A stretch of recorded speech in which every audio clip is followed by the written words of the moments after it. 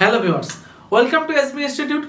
তো আজকে তোমাদের জন্য নিয়ে চলে এসেছি জিআইএ প্র্যাকটিস সেট ক্লাস 3। তোমরা জানো আমাদের কিন্তু প্রতিনিয়ত চলতে থাকে প্রত্যেকটি ক্লাস, প্রত্যেকটি সাবজেক্টের ক্লাস।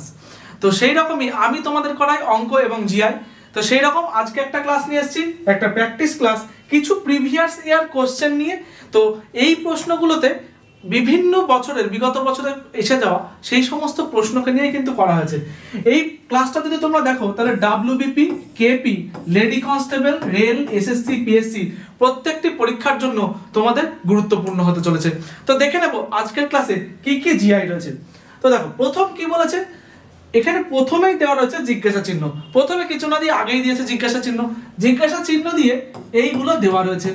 এইবার কথা হচ্ছে, আমরা জানতাম এতদিন করেছিলাম শেষে জিজ্ঞাসা চিহ্ন, তাই না? তাহলে শেষে যখন জিজ্ঞাসা চিহ্ন দেওয়া থাকতো তখন আমরা প্রথম থেকে একটা সম্পর্ক বের করতে করতে যেতাম।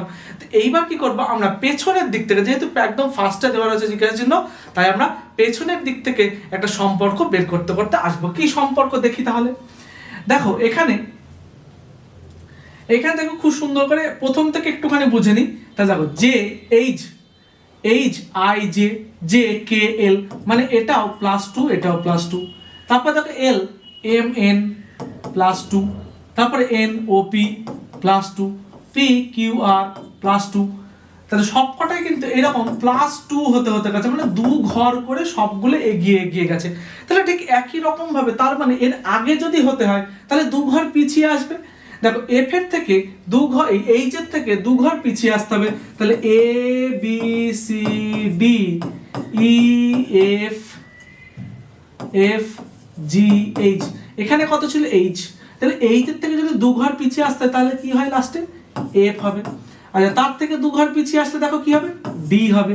তার থেকে 2 ঘর পিছিয়ে আসলে কি হবে, বি হবে। তাহলে B D F, option A কিন্তু সঠিক উত্তর হয়ে যাবে। তাহলে এটা আমরা কিভাবে বুঝলাম, দেখো আমাদের কিন্তু এখানে প্রথমে জিজ্ঞাসা চিহ্ন দিয়েছিল, কিন্তু আমরা সম্পর্ক বের করার সময় প্রথম থেকে শেষের দিকেই সম্পর্ক বের করেছি। শুধুমাত্র করার সময় উল্টো জিনিস করেছি। যার সম্পর্ক ছিল যোগ 2 করে করা হচ্ছিল, মানে 2 ঘর এগিয়ে এগিয়ে যাচ্ছিল, আমরা পিছিয়ে এসেছি 2 ঘর। বোঝা গেল? এটা একটা ছিল। পরবর্তী দেখবো, বলেছে পি এবং কিউ 2 ভাই। আচ্ছা খুব ভালো কথা। দেখো আমি লিখবো পি আর কিউ 2 ভাই। আচ্ছা 2 ভাই বা বোনকে আমরা এরকম বক্স করে লিখি, আর যেহেতু ভাই বলেছে তাই মাথার উপরে প্লাস চিহ্ন দিয়ে রাখবো। ঠিক আছে, তারপরে কি বলেছে, বলছে আর এবং এস 2 বোন। আচ্ছা কিন্তু দেখো এখানে একটা জিনিস বুঝবা, এখানে 2 বোন বলেছে, এই পি বা কিউ এর সাথে আর আর এস এর কিন্তু সম্পর্ক নেই। তাহলে এদেরকে কোথায় বসাবো, এটা একটা আমাদের কনফিউশনের মধ্যে কিন্তু রয়ে গেছে। তাহলে কি করব, দেখো তারপরের লাইন পড়বো। বলছে পি এর পুত্র এস এর ভাই, তাহলে পি এর যে ছেলে হবে সে হলো এস এর ভাই হবে। তাহলে এস এর ভাই হবে, ভাই মানে যোগ চিহ্ন। তারপরে দেখো বলেছে কি, বলেছে আর এবং এস 2 বোন। তাহলে আর লিখি, আর এবং এস এরা 2 বোন। তাহলে 2 বোন, বোন ভাই বোন মানে কিন্তু আমরা বক্স দিয়ে দিয়ে লিখি। তারপরে কি বলেছে দেখো, বলেছে কিউ আর এর কে হয়। আচ্ছা কিউ আর এর কে হয়। আচ্ছা একটা জিনিস ভালো করে দেখবা, কিউ নিশ্চয়ই আর এর বাবা নয়। আর এর বাবা হলে ডাইরেক্ট সম্পর্ক আমরা পেতাম, কিন্তু এখান থেকে ডাইরেক্ট কোনো সম্পর্ক আমরা পাইনি। তাহলে এইখানে একটা ছেলে ছিল, তো সেই ছেলেটার বোন এটা, এটাও বোন। তাহলে ধরে নেওয়া যাক পি হলো, পি এর সন্তান হলো এরা।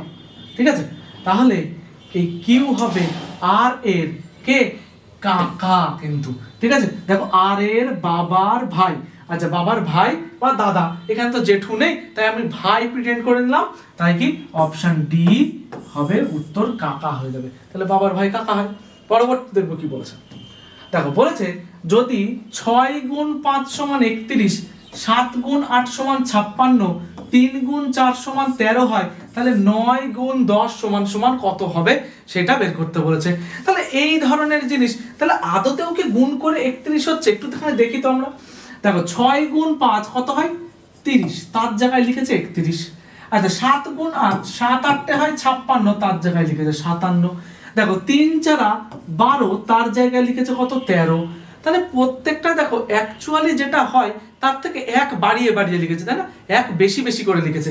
ঠিক একই রকম ভাবে তাহলে 9 গুণ 10 মানে 9 10 হলো 90, 90 তার সাথে আরো এক বাড়িয়ে দিলাম, হবে কত, 91, মানে অপশন সি।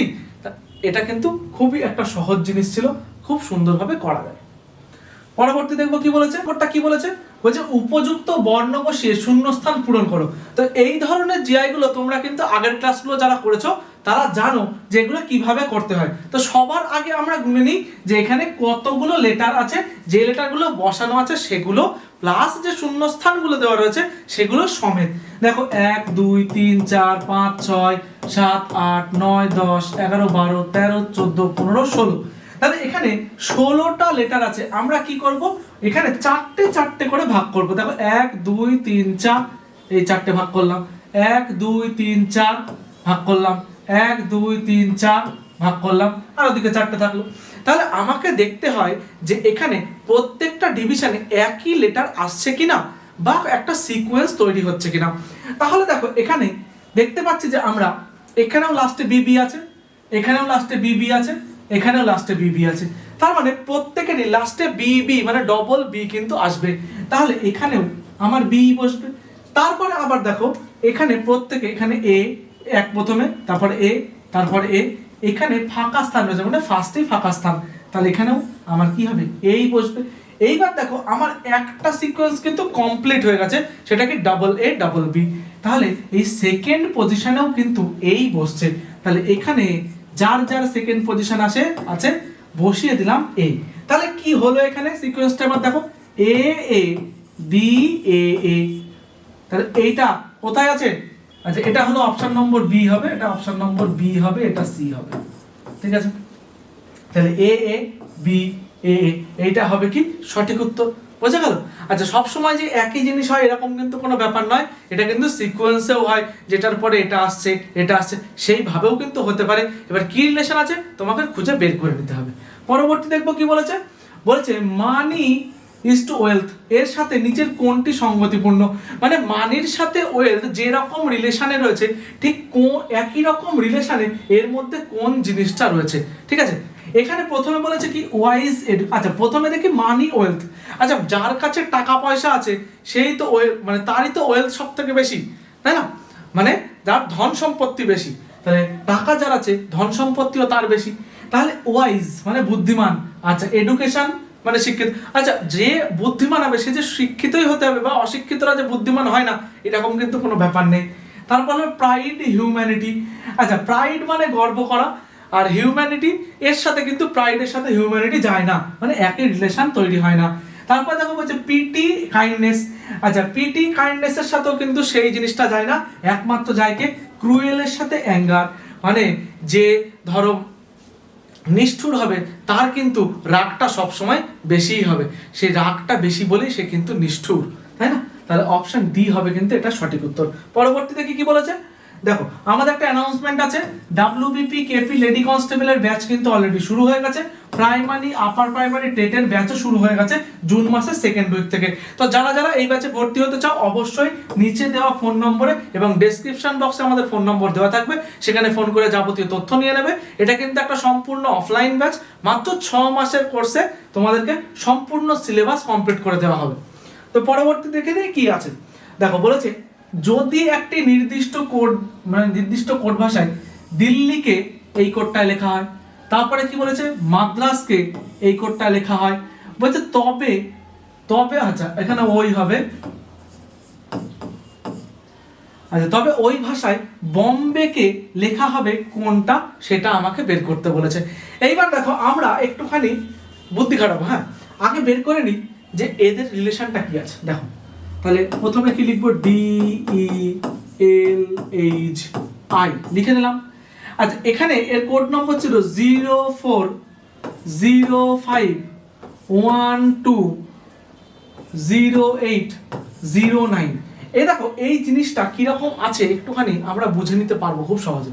এখানে কটা লেটার রয়েছে 5টা, আর এখানে নাম্বার দেখো কতগুলো রয়েছে 10 খানা। দেখো 1 2 3 4 5 6 7 8 9 10, দেখেছো। তাহলে নাম্বার রয়েছে আমার এখানে, লেটার রয়েছে 5টা, নাম্বার রয়েছে 10টা। তার মানে এখানে লেখা আছে হলো যে লেটারের যে পজিশন, ঠিক সেই পজিশনকেই দেখানো রয়েছে। তার মধ্যে আরো একটুখানি কায়দা করেছে, সেটা কি, ডির পজিশন আমরা জানি 4, কিন্তু এখানে 0 4 লিখেছে, মানে প্রত্যেকটাই ডবল ডিজিট করে লিখেছে। বোঝা গেল? তাহলে দেখো আবার দেখি ওইটা এখানেও খেটেছে কিনা, দেখি M A D R A S. আচ্ছা কি লিখেছে, 13 01 01 04 18 01 19। তাহলে আমরা জানি এম এর পজিশন 13, এ এর পজিশন 1, ডি এর পজিশন 4। দেখো এই দেখো 04 01 04, দেখেছো? তাহলে এখানে কিন্তু এই সিস্টেমটা লেখা আছে। তাহলে এই সিস্টেমটাই আমরা বম্বেকেও লিখবো। আচ্ছা বি মানে কত বলো তো? বি মানে হলো 02, তাই না? মানে অপশন এ আর অপশন সি এর দেখো সামনে 02 আছে, কিন্তু এদের শেষে কি আছে, একটাই 4 আছে, একটাই 5 আছে। তাহলে আমরা এইবার লাস্টেরটাকে দেখবো কি বলেছে। দেখো লাস্টেরটা কি বলেছে, ওয়াই। তাহলে কি হয়, এক্স ওয়াই জেড।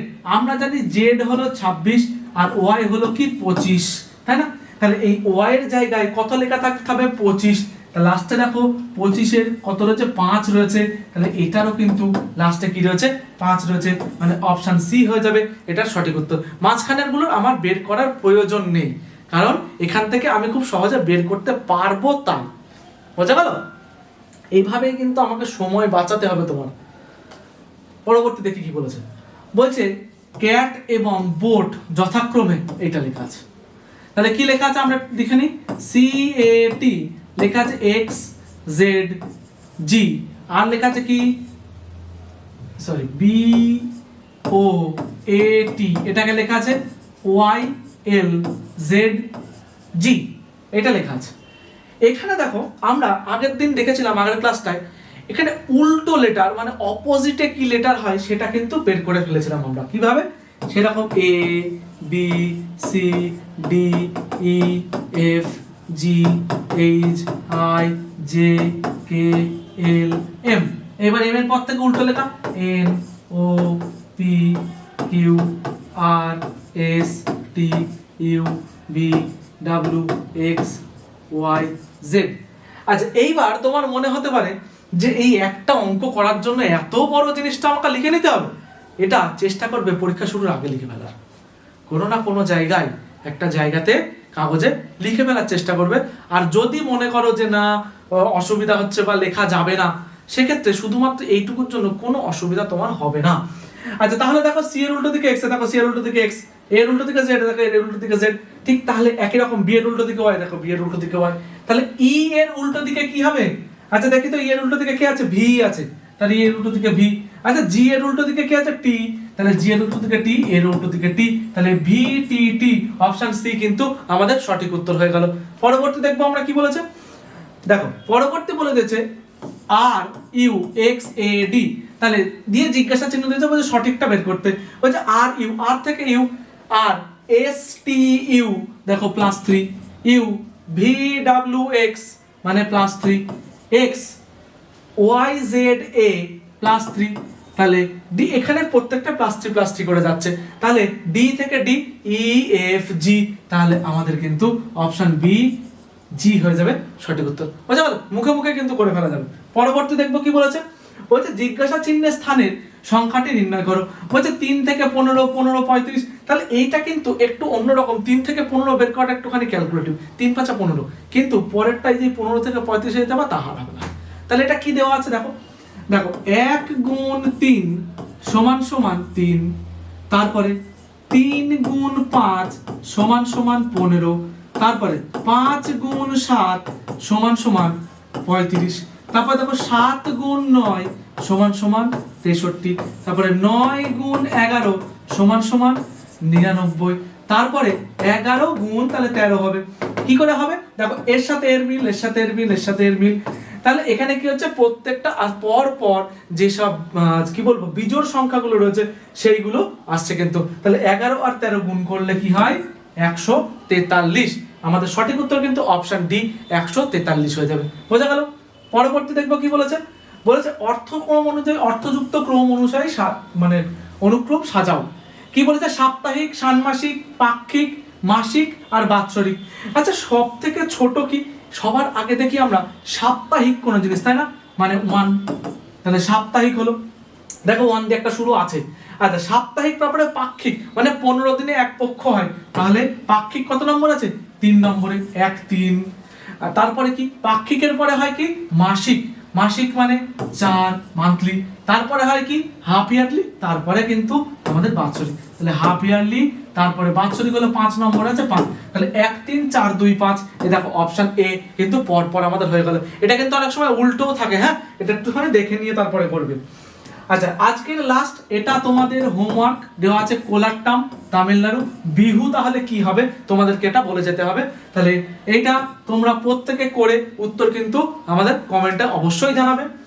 তো আজকের ক্লাসটা এখানেই শেষ হচ্ছে, আবার দেখা হবে পরবর্তী ক্লাসে। তো এই ক্লাসগুলোতে তোমরা যুক্ত থাকো, অবশ্যই তোমাদের রিজনিং খুব ভালো করে প্র্যাকটিস হবে এবং প্রত্যেকটি পরীক্ষায় গিয়ে তোমরা রিজনিংকে খুব ভালোভাবে, খুব সুন্দর করে সমাধান করে আসতে পারবে। তো দেখা হচ্ছে আবার পরবর্তী ক্লাসে, আজকের মতো এখানেই।